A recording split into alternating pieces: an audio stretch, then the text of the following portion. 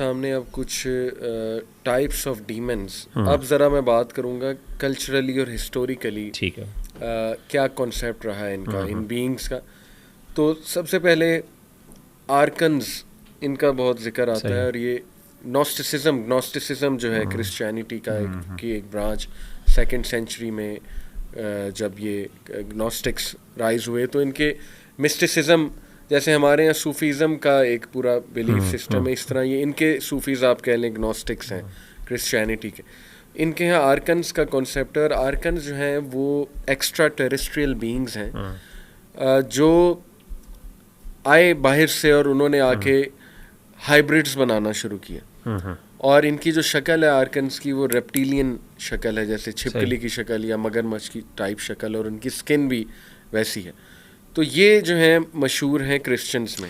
वैसे सांप का मैं यहाँ से थोड़ा सा रिलेट करता हूँ। सांप का हमें ना सांप के रेफरेंसेस, स्नेक्स के रेफरेंसेस हमें कुरान और सुन्नत में काफ़ी मिलते हैं, शयातीन और जिन्नों के साथ। मैं अभी आपको स्नेक का ना बताता हूँ, बड़ा इंटरेस्टिंग वो है मेरे सामने। बल्कि जो इजिप्शियन माइथोलॉजी है उसमें ये स्नेक्स का बहुत जिक्र है, मैं आपके साथ जिक्र करता हूँ। अच्छा, वही आ गया जो आपने कहा, सरपेंट गॉड्स। ये फार ईस्ट और सेंट्रल अमेरिका में ज़्यादा मशहूर है सरपेंट गॉड्स। और सरपेंट गॉड जो है ये, इसमें मैं आपको इजिप्शियन कोई सो कॉल्ड गॉड्स जो उन्होंने बनाए हुए वो मैं आपके सामने रखता हूँ।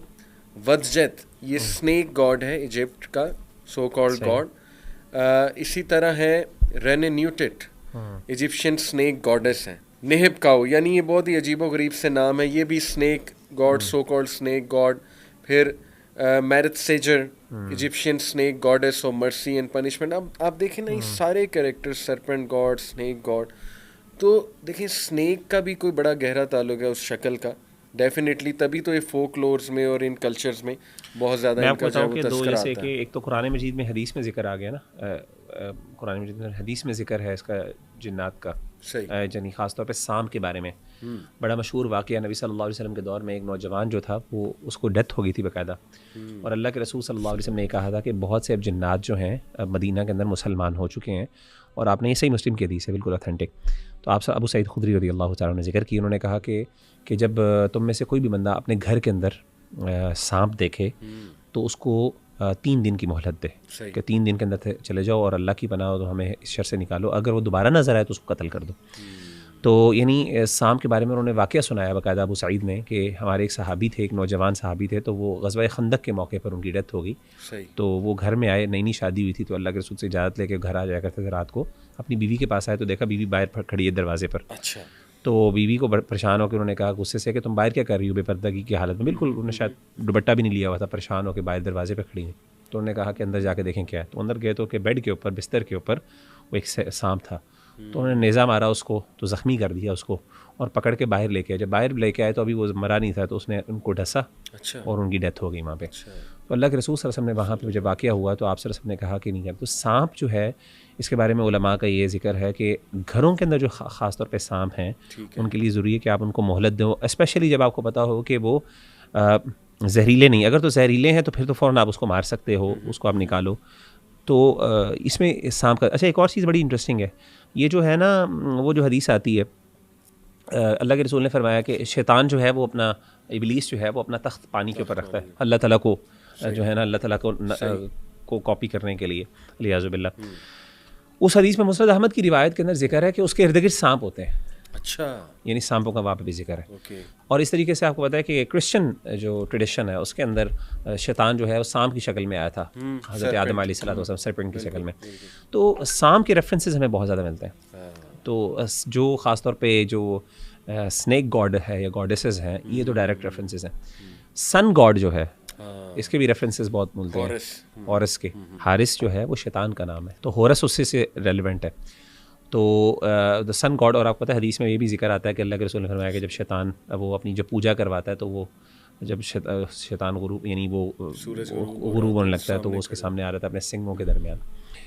तो इनके बड़े रेफरेंसेस बिल्कुल सही हदीस के अंदर मिलता है। तो ये हारिस नाम नहीं रखना चाहिए, इस पे उलमा क्या कहते हैं? नहीं, हारिस रखा जा सकता है, अल्लाह के रसूल ने बाद में इसकी इजाज़त भी दे दी थी। अच्छा, हाँ, तो लेकिन वैसे ही शैतान का नाम था, शैतान पहले नाम रखा करता था, बाद में इसकी इजाज़त मिल गई थी। अच्छा, फिर एक ये है जुलू कबीला, ये साउथ अफ्रीकन जो है वो लोग हैं, तो इनके यहाँ मशहूर है चिटाउरी। ये भी आप कह लें सरपेंट टाइप शक्ल या रेप्टिलियन क्रिएचर जो कि हाइब्रिड क्रिएचर्स हैं। फिर अनुनाकी जो है ये समर का जो इलाका था, सुमेरियन जो लोग थे, बेबीलोन और इराक, ये पुरानी बहुत बहुत पुरानी सिविलाइजेशन है।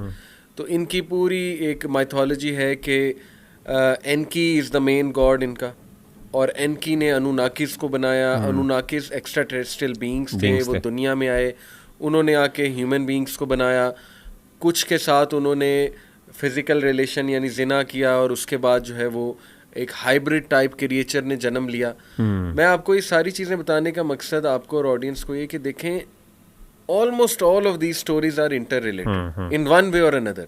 चाहे वो आर्कन्स की बात कर लें, हालांकि डिफरेंट कल्चर्स हैं, फिर चिटाउरी की बात कर लें, अनुनाकीस की बात कर लें, फिर स्नेक ब्रदर्स, ये होपी पीपल ऑफ नॉर्थ अमेरिका, उनका बिलीफ है स्नेक ब्रदर्स के साथ कि ये दो भाई हैं और आपस में जो है ना ये लोगों की विशेष पूरी करते हैं वगैरह वगैरह, उन्हें गॉड का दर्जा दिया हुआ है। स्टार पीपल, ये नेटिव अमेरिकन ट्राइब्स में स्टार पीपल का बहुत जिक्र है, जो कि इमॉर्टल बीइंग्स हैं और एक्स्ट्रा टेरेस्ट्रियल बीइंग्स हैं, और ये कि वो ह्यूमंस से बहुत पावरफुल हैं, ह्यूमंस की मदद करते हैं। फिर क्रिश्चियनिटी में तो पूरा डीमंस का कॉन्सेप्ट है, वो भी मैं आपको बताता हूँ कि मेन डीमंस क्रिश्चियनिटी में क्या जो है वो उनका जिक्र है। हमारे दीन में जिन्स का जिक्र है, शैतान का जिक्र है। और देखें, शैतान का तो टाइटल अल्लाह रब्बुल आलमीन ने चीफ डिसीवर कहा है कि वो सबसे बड़ा डिसीव करने वाला है, बिल्कुल सबसे बड़ा। Demon of demons, the archon of archons, demiurge कहते हैं, मुख्तलिफ नाम है इसके, लूसीफर वगैरह वगैरह, किंग ऑफ हेल दिखाते हैं इसको। तो ये तो सबसे बड़ा। इसी तरह आप एंशियंट हिंदू टेक्स्ट की तरफ जाएं तो बड़ी इंटरेस्टिंग कुछ चीज़ें हैं। बल्कि मैं आपको बताऊं वगैरह कि मैं अक्सर इस पे जब वीडियोस देखता हूँ ना एंशियंट हिंदू कैरेक्टर्स के ऊपर, और जो उनके सो कॉल्ड गॉड्स और गॉडेसेस हैं, तो बड़ी एक स्ट्राइकिंग रिजेम्बलेंस लगती है बाकी जो पेगन कल्चर्स हैं, जैसे इजिप्शियन है, जैसे सुमेरियन है। यानी ऐसा महसूस होता है कि इन one way or another character वही है, लेकिन मुख्तलिफ शक्लों के साथ, मुख्तलिफ जो है वो उसके साथ नामों के साथ। तो एंशियंट हिंदू स्क्रिप्चर में जो महाभारत है और रामायण है, उसमें एक अजीबो गरीब क्रिएचर जिसका नाम जो है वो यहाँ पे मेरे पास लिखा हुआ है, निवाता कवचस। ये क्रिएचर जो है ये एक्स्ट्रा टेरेस्ट्रियल रेस से है, और ये 30 मिलियन हैं दुनिया में अकॉर्डिंग टू देयर स्क्रिप्चर्स। और अब ये वीक हो गए हैं या छुप गए हैं या इनको मार दिया गया है, इस पे एक बहस है उनके यहाँ, हिंदूज़ के यहाँ। 30 मिलियन थे ये शुरू में, और ये समंदरों के नीचे रहते हैं। इंटरेस्टिंग बात, they are residing under the oceans. अच्छा, बाकायदा हमारे कुछ उलमा की राय ये है कि जो इंसान है ना वो जिन्नों से ज़्यादा है, जिन कम है इंसान से ज़्यादा। अच्छा, यानी इनकी पॉपुलेशन कम है मर्दों के, और इनकी पॉपुलेशन इंसानों की बढ़ गई है और जिन्नों की कम है।